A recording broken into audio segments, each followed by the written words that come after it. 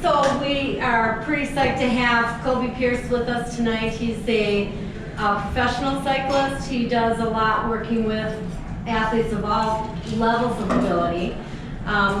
Most of you can look at his website. He's got a huge list of accomplishments. I could never go through that. I need to give him more time to speak. But he works in training, bike fitting, coaching. So I really want everyone to take advantage of asking questions so that we can get as much information from Colby as possible. And no further ado, welcome Colby Pearce.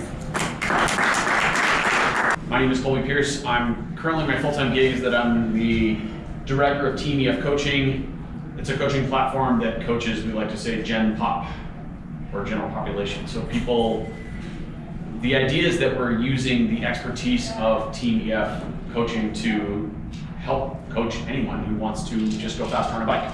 Not necessarily racers, but people who just want to improve their fitness or train for a Fondo or maybe try their first race, or maybe it is racers. It's all those people, right?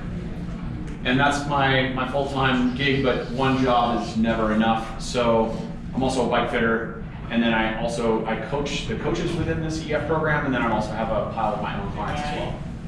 And then I also have a podcast. So there's that.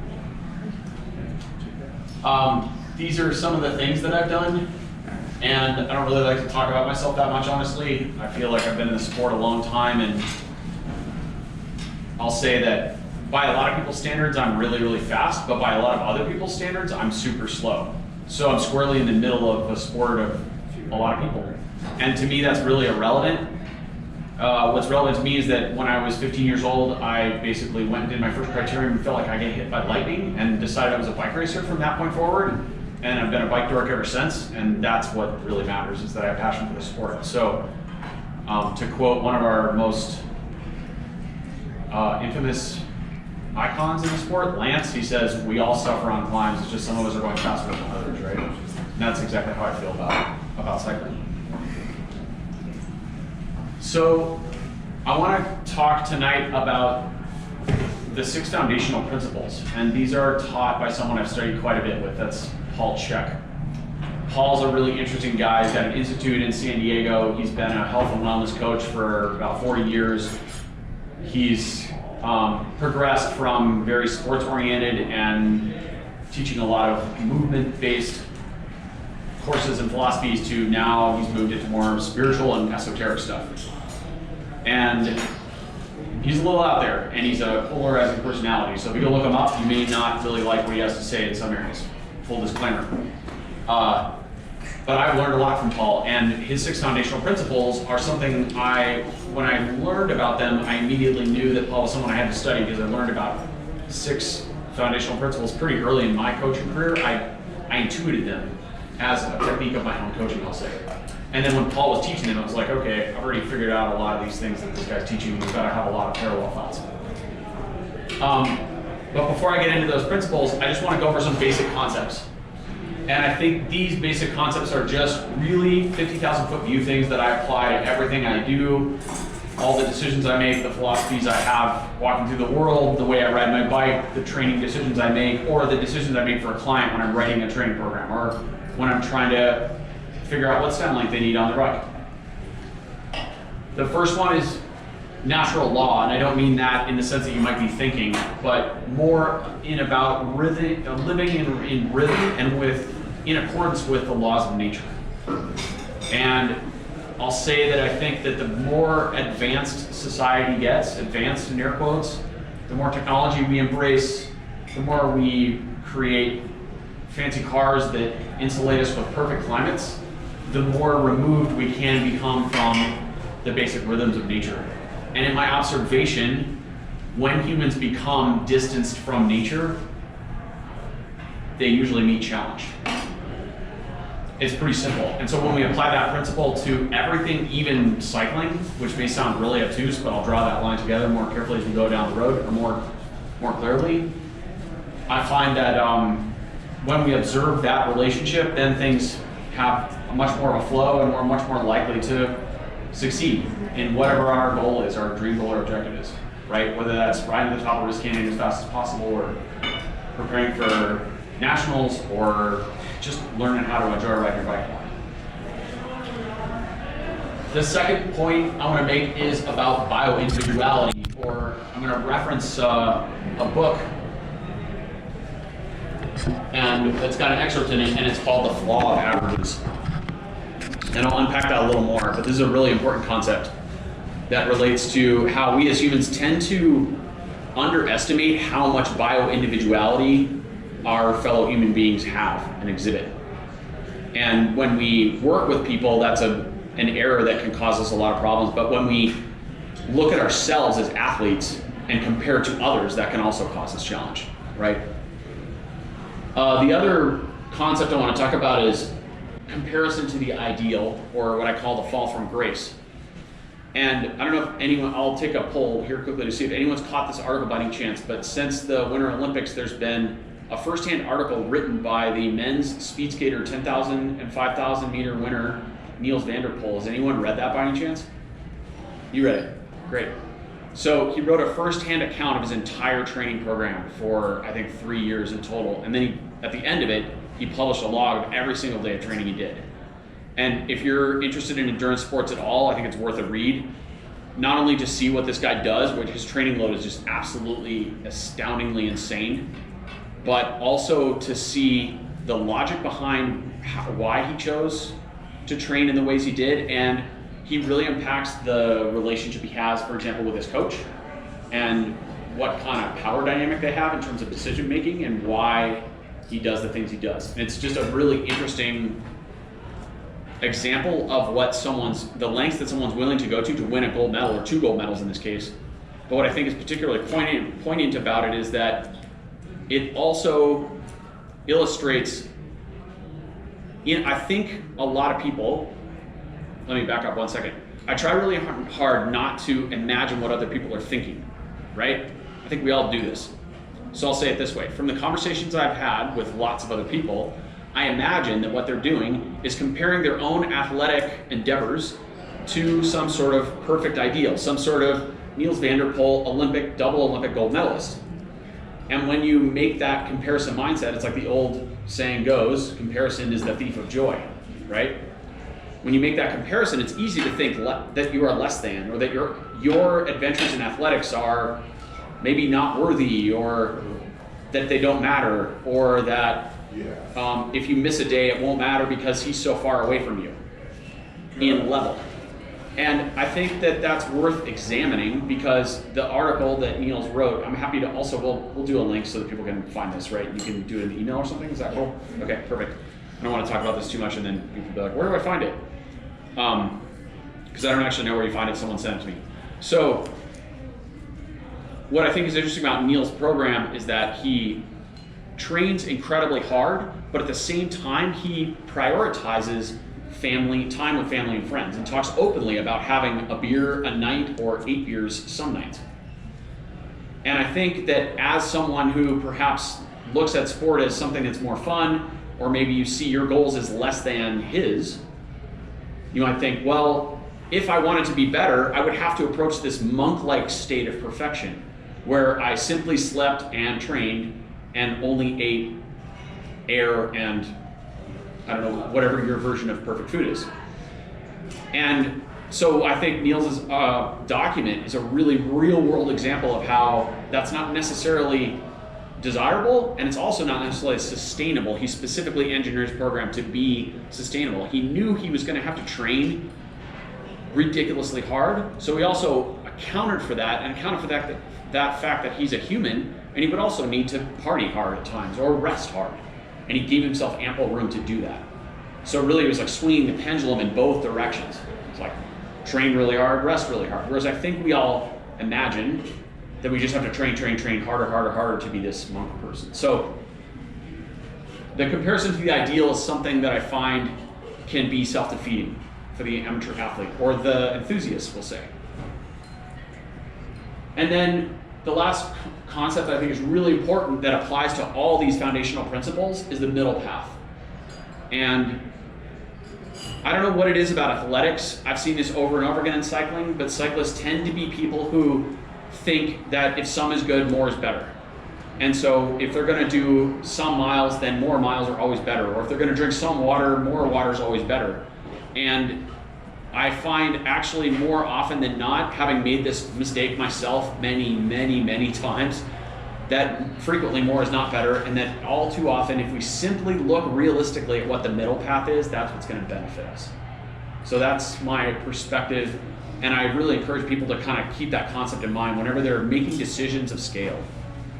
And specifically in 1998, I trained really hard, decided I was going to do more miles than ever, and every week from about February 1st until June, every Thursday, I rode from Boulder to Horsetooth and back by myself. And basically just was like a low-level time trial, just kind of plowed along at a pretty good clip. And that worked really well until about May. And I was really racing fast and had great miles and was super fit. And then in May, I got really tired, but I didn't listen to my body. I just had to do my weekly Horsetooth ride. And then by June, I was on fumes. And then in July, I was like halfway to the grave and barely hanging on, but I still had multiple weeks of racing left. So just a anecdote from that bit. So I want to talk about this flaw of averages, right? This is an excerpt from this book, which is The End of Averages, The End of Average by Todd Rose. I lost my paper, hold on. And I do have notes on this. So I'll also work with Tracy to get you guys a link to the article where I found this. I haven't read this book, full disclaimer, but the best parts of the book are in this article anyway. So we'll send you the article and you can check it out. And if you want to get the book, that'll be on you. But in the article, he talks about two really interesting historical events that illustrate why averages are pretty useless to us when we're thinking specifically about humans. And this relates back to our concept of bioindividuality and how diverse humans are. I think we tend to look around a room and think, well, I'm a little bit taller than she is, or he's a little more muscly than I am, or a little skinnier than I am, or whatever, more ectomorphic, etc. And we just sort of chalk it up at that. But when you drill into it, humans are highly variable, not just physically, but in all ways. So I think this is a great concept. So in about the 1940s, the US Air Force was dealing with a lot of plane crashes, like daily crashes. And they went through this whole period where they were trying to figure out why so many planes were crashing. This is in training, right? This is just pilots having errors and crashing. And the engineers are checking the wings, checking the electronic systems, and turning everything inside out. And then they start to blame the pilots. And they're like, well, our pilots aren't trained well enough. And they're training the pilots more. And eventually they come up with this plan to re-look at how cockpits were designed. So from 1926 to 1940, the dimensions of cockpits were basically built to fit the averages of hundreds of male pilots. There weren't a lot, probably any women pilots in the Air Force then, so it was all guys. And so they were wondering, well, maybe humans have gotten bigger, so we need to redo this average. So we're going to take a bunch of pilots and we're going to measure them to death. So they took 4,063 pilots and they took 140 anthropometric measurements, including everything from height to femur length to thumb length, all this data. And they were convinced that if they just averaged it all and built a cockpit for that average, that then all these problems and these planes crashing would vaporize. And there was one person who dissented, a 23-year-old scientist who was there, and he saw this plan and said, this isn't going to work, because he had experience in a previous field. He worked at Yale and he measured hands to help generate a model for average gloves. And his conclusion was, even in working at Yale where the data set was all basically rich white men, the hands were so amazingly different that if you tried to make averages, it just didn't work. Like, it was just not possible. And sure enough, what he did, this guy Daniels, took the averages. He took what he considered to be the 10 most significant statistics, including chest circumference, height, sleeve length, and then he added a generous margin. He added 30% on either end. So that means if your 5'9" was the average height for this data set, we're talking 5'7" to 5'11", so it's a pretty broad range, right? And the total number of pilots of 4,063 pilots who were within 30% of the average on all 10 markers shocked everyone, because it was 0. Not a single pilot was within 30% on all 10 dimensions of the average. I mean, that, to me, that's an astounding fact. So whenever we use number-based systems or averages and we compare ourselves to average, we've got to realize that there's a good chance that average has no relevance to us as an individual. I think that's one of the takeaways from that. That's how I would interpret that data. But also, making things for average people is going to be problematic.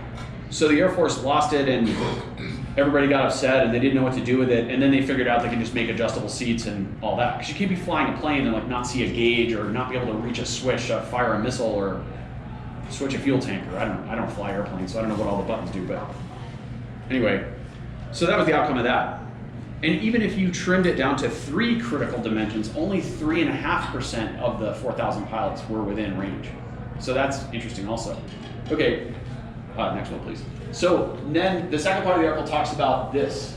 It's a statue named Norma. Now this is a really bizarre and interesting story, but in 1943 at the Cleveland Health Museum, there was a competition, and this gynecologist named, you can't make this up, Robert L. Dickinson, who also apparently was an artist and a sculptor, the Rodin of gynecologists, made this sculpture based on a huge amount of data. It was 15,000 women, and he averaged all the data, and this is what he came up with. And it was this work of art, and all these people came to see it, and people talked about how beautiful Norma was. And then the art museum had a competition, and they gave away, this is in the 40s, so they gave away like war bonds and stuff. Yeah. And so they had 3,864 contestants sign up. And the idea was, women, measure yourself, give us, I think it was 8 dimensions, no, it was 9. And the one who's closest to Norma wins the war bonds.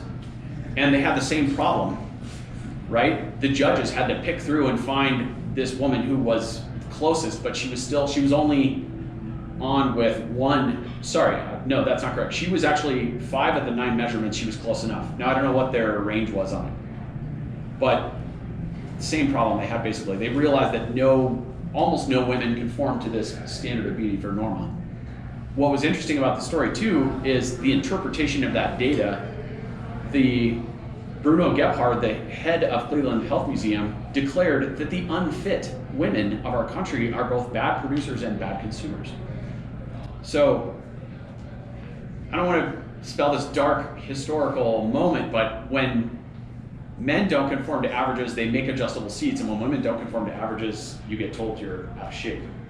That just tells you a lot about our culture and how we interpret data, right? So, Daniel's conclusion was, in the Air Force study, that the soldier's environment needs to fit the individual rather than the average. So we can apply that directly to bike fitting, right?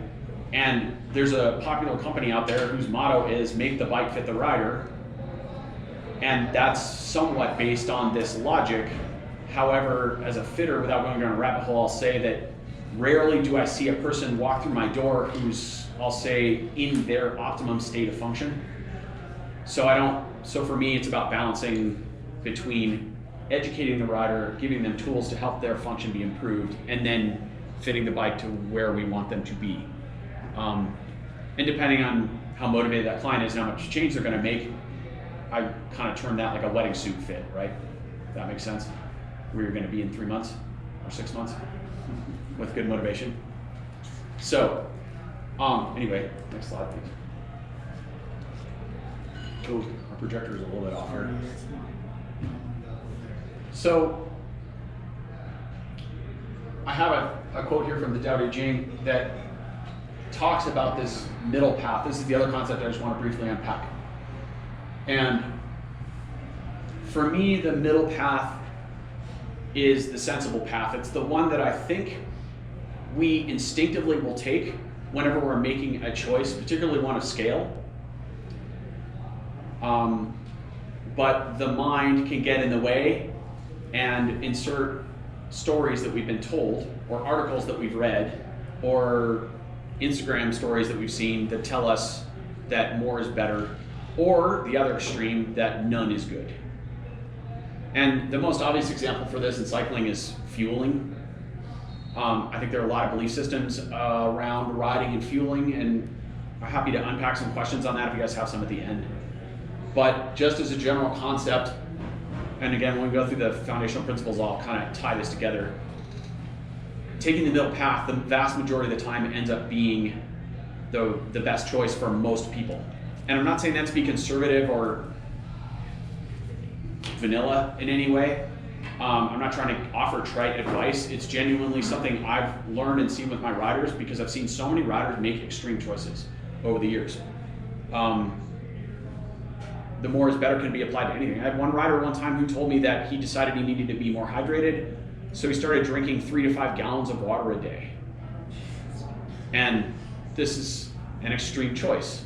And I don't know where his belief came that he thought that he was going to improve his performance by drinking that much water, but he really quickly ran into some pretty serious health challenges, and luckily he figured it out before things got too dark, right?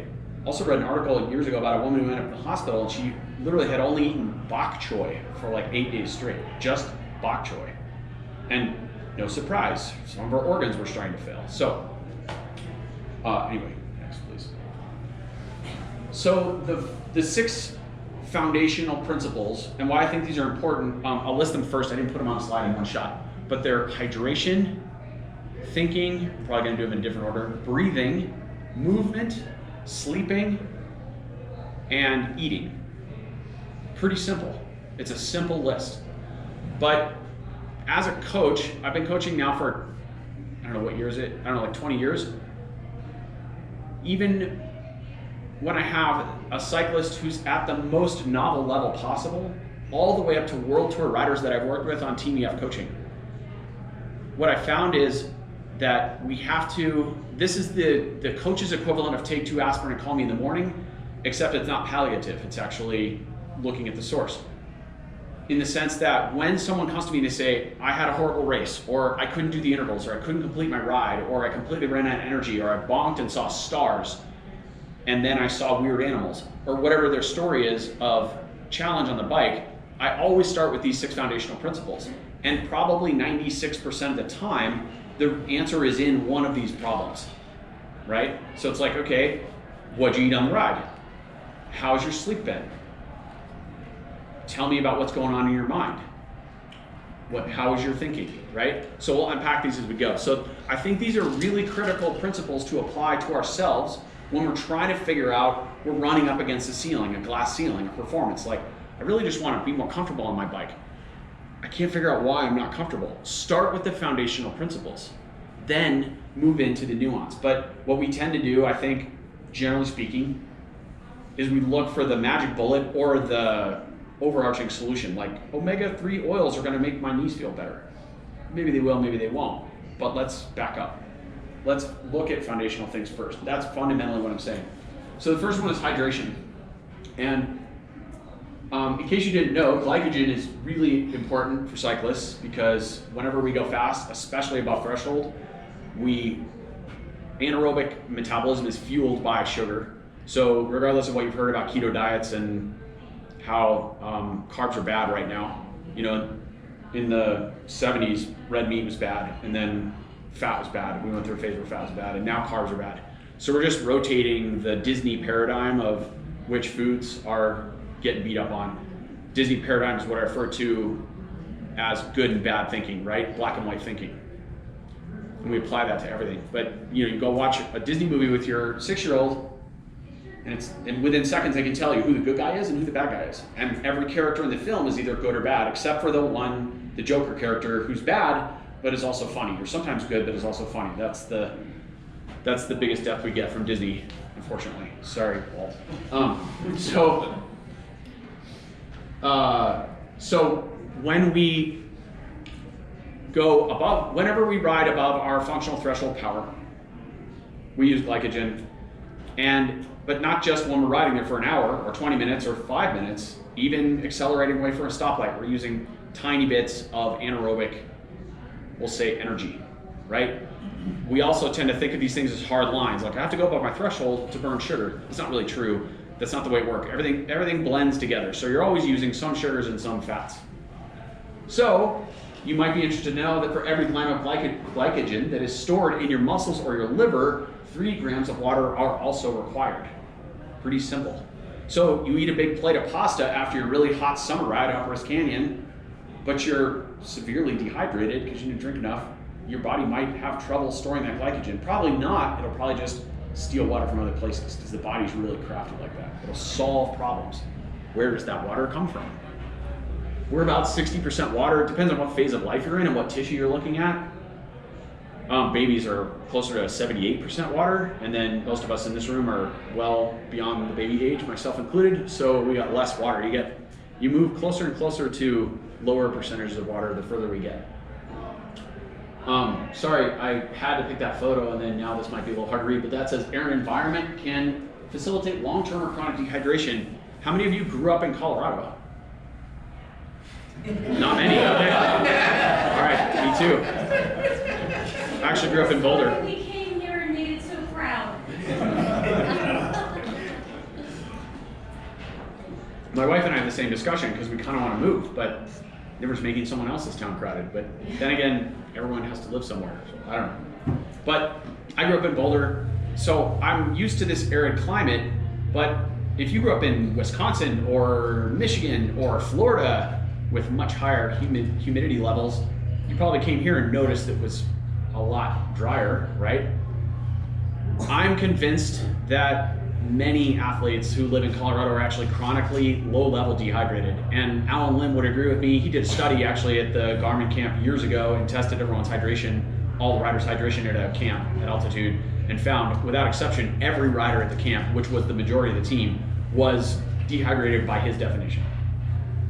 So the thing about dehydration in an arid climate like this, a dry climate, is that right now I'm dehydrating myself. We don't think of it that way because I'm not riding up the canyon at, on an 80-degree day. I'm not sweating I might be sweating a little bit, but also there's a lot of humidity in my lungs. And when I speak, that humidity exits out of my body and it's trying to equalize the humidity in this room. So it's the equivalent of leaving your fridge open all day and trying to air condition your whole house. It's a losing battle, right? The fridge is gonna lose. So that's the same thing that's happening when we exist in this humid climate, but even more so when we ride, even on a cool day, our respiration rate increases and we're just losing humidity constantly. And then this part here says Paul's formula is half your body weight in ounces of water per day. And that doesn't include your ride time. That's his recommended minimum for hydration. And that's a rough guideline. Is it body weight in pounds? Thank you. Yes, not body weight in pounds. Yes, I actually wrote that wrong and said it wrong. Body weight in pounds, half of that in ounces per day. Thank you. Yes. And I think that's a good starting point. And I talk about actionable takeaways on that, so we'll get to that in a second. But I'll also say that the source matters. Some water is better than no water. I'm kind of a water hippie, so I have spring water delivered to my house in glass jars, and that's what I drink. And for me, I don't know how many of you have ever had the same experience I did, but I always equate this to when I was like 11, and the first time ever I had organic, fresh ground peanut butter. And then every time I ate Jif after that, it just sucked. Like I realized what actual peanut butter was. That was my experience. May not be everyone else's. Some people probably like Jif better. But the same thing happened to me with the spring water. Once I drank that, drinking tap water just wasn't the same for me. It didn't taste the same. So I'll also say that there's a lot of discussion around how much to drink on the bike.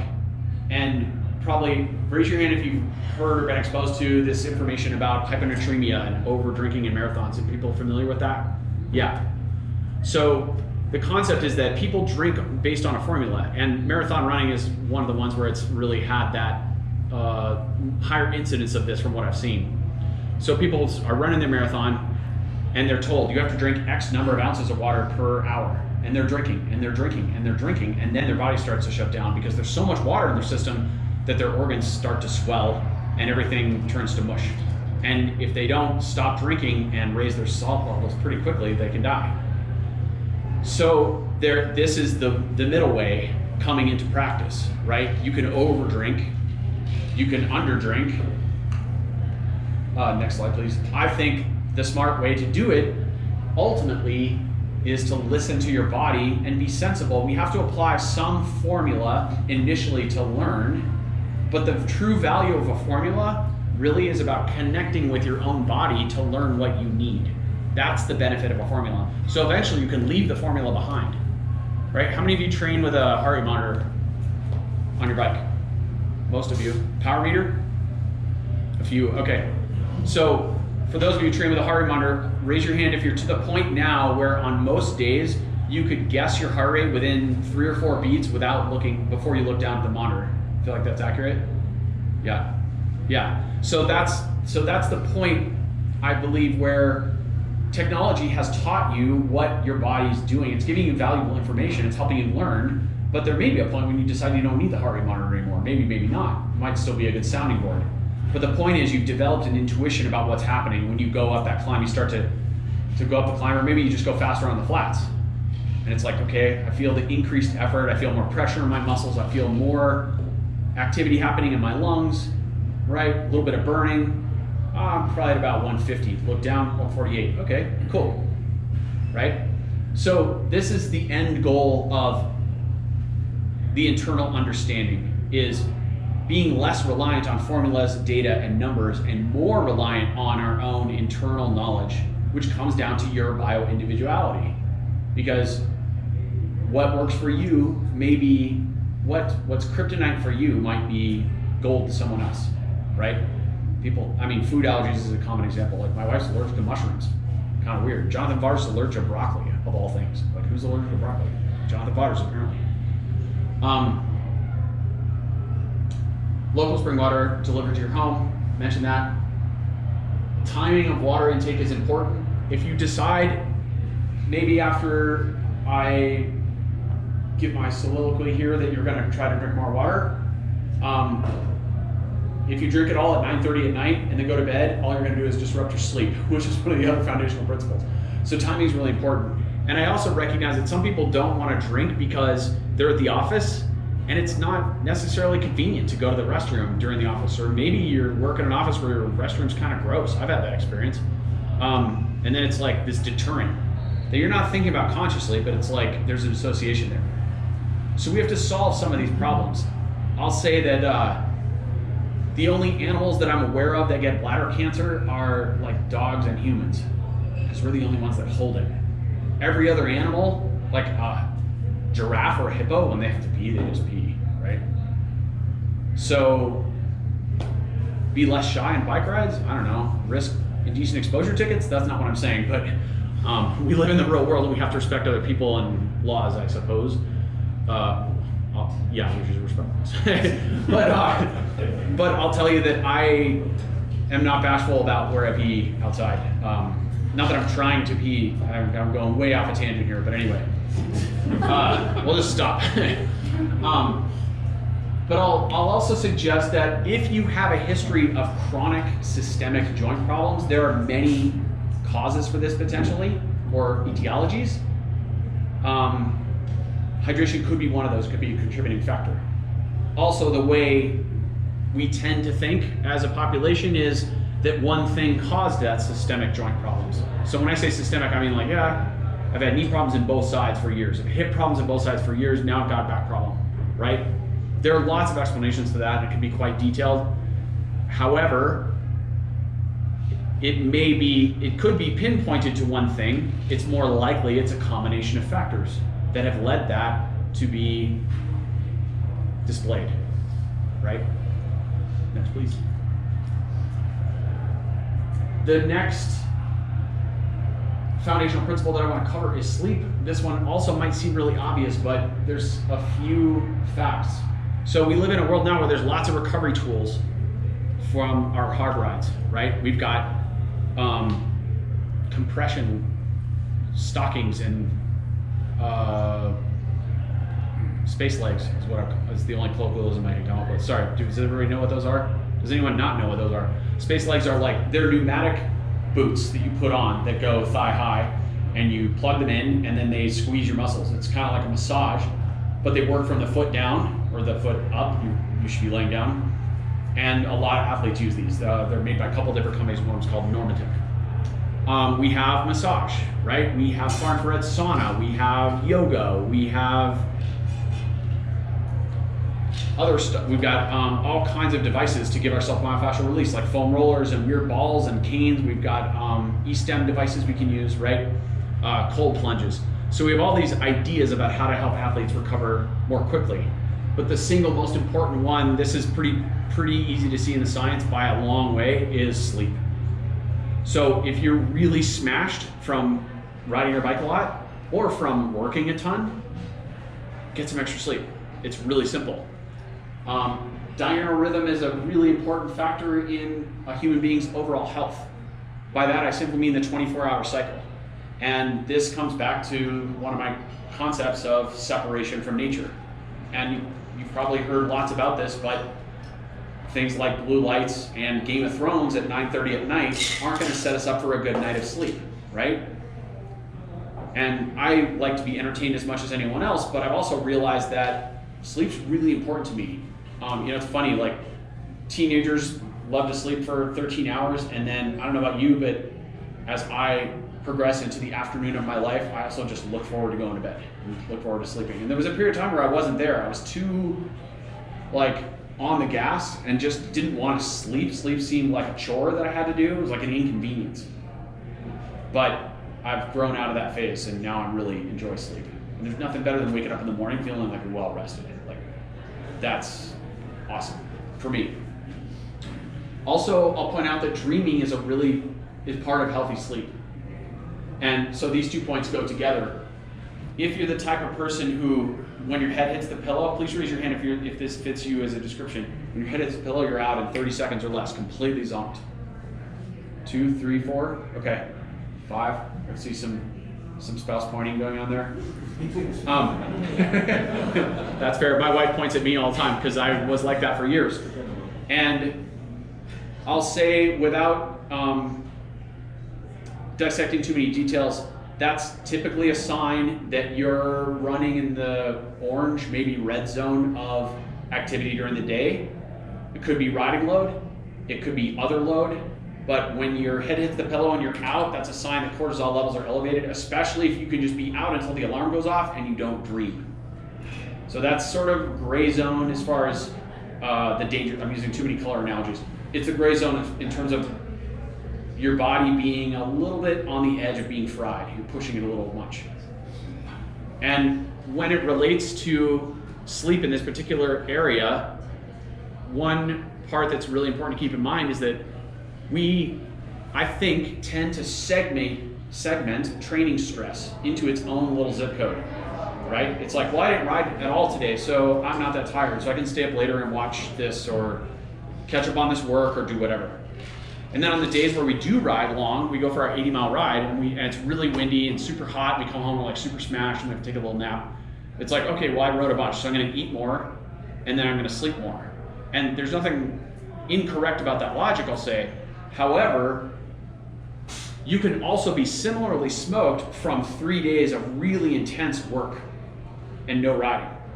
What I'm getting to is all stress summates. So this is why the 6 foundational principles are so important for me to zoom out and look at a client's load. When they tell me their legs are totally smoked and they won't go anymore, it's not necessarily the load on the bike that's causing that. In fact, a good percent of the time, it's the load off the bike that's adding too much and tipping the balance to what maybe is normally a sustainable training load for them. So I'm always thinking as a coach about the total load on the athlete, right? What is their sleep stress? Did they just move? Did they just start a new job? Did they just have to take their pet to the vet? Did they have a fight with their significant other or girlfriend or whatever? Did they drive their bike into the garage by accident last week? Like, life happens, right? All these things happen. So, and this is where coaching gets really interesting, because it's not only about writing the workouts on the bike, it's about knowing the athlete, knowing the rhythm of their lives, being in touch with them on a regular basis, and allowing them the freedom to communicate with you when they did drive their bike into the garage. So you know, obviously, they can't ride the bike, probably unless they have another bike to ride, jump on the gravel bike, plan B. But also, they might be quite stressed out for a while, right? And that can have an impact on things. So sleep is our magic button to bring things back. And the last point I'll make is that sleep heading into a peak event. So how many of you have a peak event for the summer, like a goal. Let's raise your hand if you've got something you can think of right now that's really important, okay? Good. And for that peak event, when you're preparing for months and months, starting a few months ago probably, and you've got that in mind, that's great. That's what gets you out of bed in the morning, and maybe not riding when it's this cold, but riding on the days where it's yucky. And you get to the final week, that is the time to prioritize sleep and deprioritize everything else. Hopefully there's no dental cleanings, vet appointments, taxes can wait, ideally. Most peak events happen not in tax season anyway, etc. And we're just gonna put that stuff aside for the last week. And if we have extra time, take a nap or go to bed earlier. Because sleep is our weapon. Next, please. So here's some practical application for that. Ideally, we have a somewhat regular bedtime every night. That's part of the natural rhythm. This goes back to the concept of returning to nature. Bodies like predictable things. So if our sleep patterns are really disrupted from one night to the other, like one night is trying to go to sleep at 10:30, the next night is 12:30, that tends to mess with most people. It's not optimal, in my opinion. There could be exceptions to that, but I find that that's pretty rare. Usually people are band-aiding that kind of stuff and justifying it.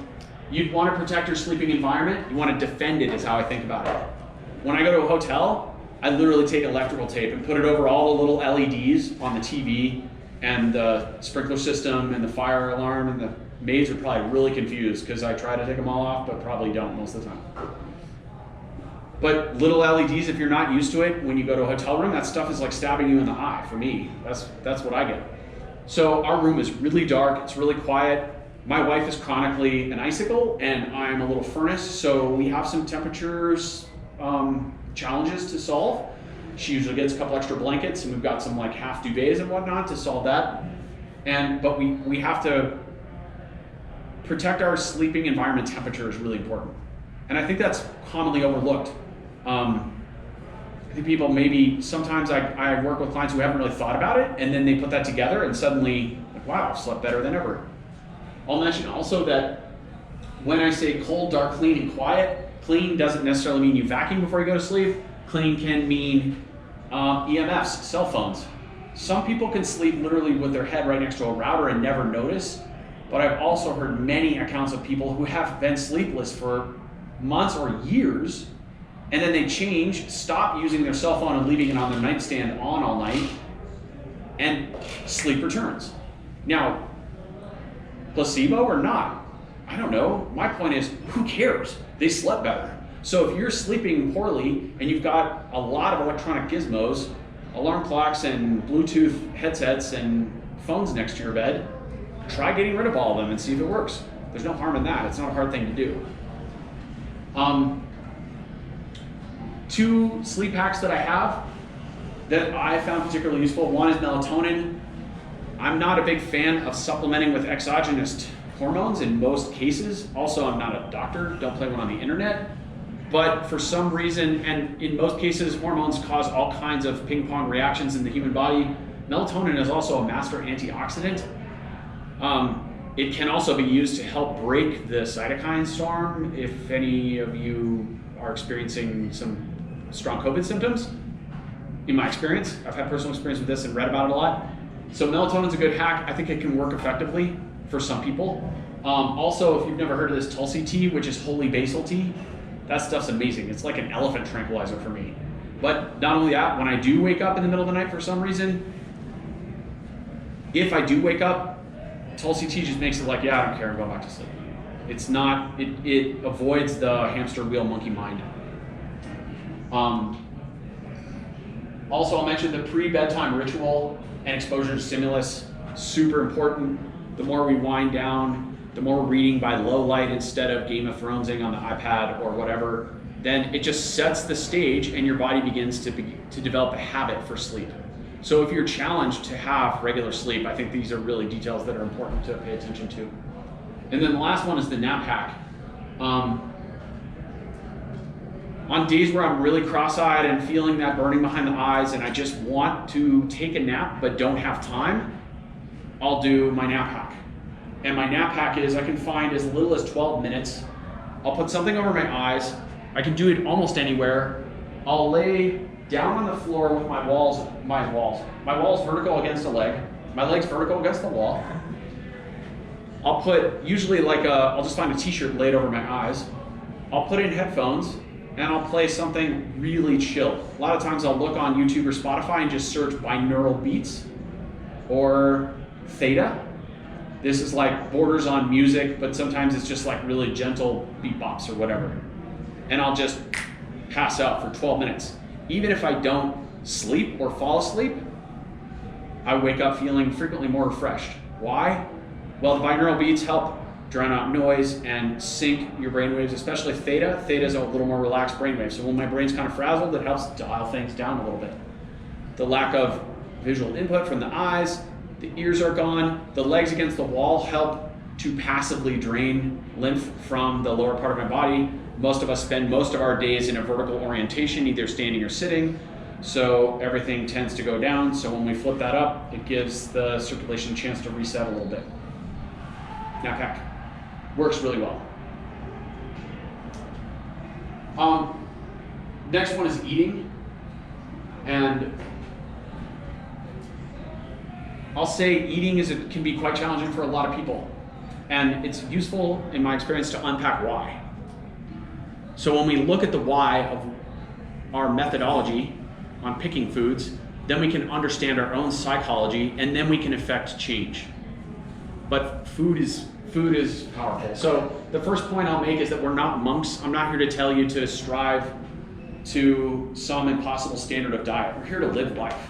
So if you want to have a beer, have a beer, you know? There's no judgment from me on people who like donuts. That's not a thing. I don't eat donuts because donuts make me feel like crap. And I figured that out after many years. I love the way they taste, but they make me feel horrible. So one day I woke up and I was like, okay, there are lots of other foods that I like, that taste good, that don't make me feel like crap. I think I'm gonna eat more of those and less donuts. And I haven't eaten a donut since then. That was several years ago. And that's a good example of my fourth point there, which is most diets tend to be very exclusive, right? No matter what diet you're looking at, it's telling you what you can't eat. And as soon as we tell people what they can't eat, they feel like they're in jail. And when you feel like you're in jail, eventually you want to break out of jail. And to me, that whole paradigm just doesn't really make sense because it's a miserable way to live and it's not sustainable. I mean, who wants to be in jail? So I prefer to think about eating in an inclusive way. And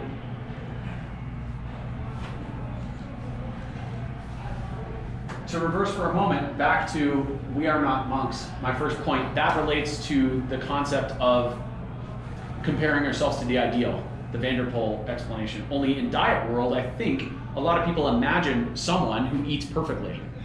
And they don't eat perfectly for one meal, one lunch. They have too many slices of bacon or whatever food they perceive to be bad. Maybe in their mind, their idea of bad is fettuccine because carbs are bad. I don't know, people have a lot of belief systems around food. Some people think that fats are bad. Maybe people agree that donuts are bad. Okay.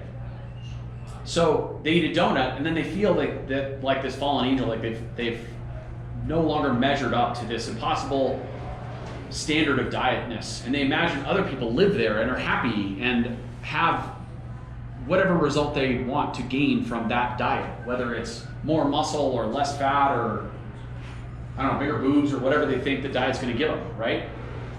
But that's not what life is about. We're here to be humans and here to live on earth and have some enjoyment. And food is a source of enjoyment. It's also a source of safety and security and well-being. Because if you don't eat, you're gonna die. And we also have strong emotional correlations with food, right? Or associations with foods. So maybe some of us associate a certain smell with Christmas, or mom made a certain type of cookie when we were growing up. And every time we smell that same cookie, it's like, oh man, I'm in the kitchen with mom and I'm safe and I'm loved and I'm home and nothing can go wrong. So when we start to sit down with a food and really understand what emotion it brings out of us, that can help us figure out why we eat it all the time. And maybe we still eat it at that point, but at least we have a better relationship with that food. Because I think one of the things that causes the most challenge for people is when they eat just fully unconsciously. They're just eating foods, not aware of why they're eating them, or why they're not eating them.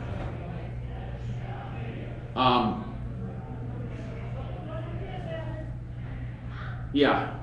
So the end goal of a diet is biodurability. What does that mean?